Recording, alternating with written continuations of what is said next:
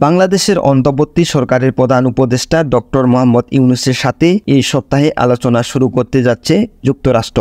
আগামী শনিবার ও রোববার রাজধানী ঢাকায় এই আলোচনা অনুষ্ঠিত হবে। মঙ্গলবার 10 সেপ্টেম্বর ফাইন্যান্সিয়াল টাইমসের বরাত দিয়ে এক প্রতিবেদনে রয়টার্স জানায়, মূলত অর্থনৈতিক বিষয়ে গুরুত্ব পাবে। আন্তর্জাতিক অর্থ বিষয়ক মার্কিন ট্রেজারি সেক্রেটারি সহকারী ব্রেন্ট নেইম্যান সংবাদ মাধ্যমকে বলেছেন, প্রয়োজনীয় সংস্কার বাস্তবায়নের মাধ্যমে বাংলাদেশ তার অর্থনৈতিক দুর্বলতা মোকাবেলা করতে পারবে বলে যুক্তরাষ্ট্র আশাবাদী। ট্রেজারি রাষ্ট্র ও বাণিজ্য কর্মকর্তাদের একটি প্রতিনিধি দল বাংলাদেশের রাজস্ব ও মুদ্রানীতি এবং এর আর্থিক ব্যবস্থার বর্তমান অবস্থা নিয়ে আলোচনা করবে বলে আশা করা হচ্ছে। এদিকে বাংলাদেশের অর্থ মন্ত্রণালয় এবং ইউনূসের কার্যালয়ে কর্মকর্তারা বলেছেন, তারা এই সফর সম্পর্কে অবগত নন। রাশিয়া ইউক্রেন যুদ্ধের কারণে জ্বালানি ও খাদ্য আমদানির মূল্য বৃদ্ধির পর থেকে বাংলাদেশের 450 বিলিয়ন ডলারের অর্থনীতি ধীর গতিতে চলছে। এর ফলে গত বছর আন্তর্জাতিক মুদ্রা তহবিলের IMF কাছ থেকে 4.7 বিলিয়ন ডলারের সহযোগিতাও নিয়েছে বাংলাদেশ।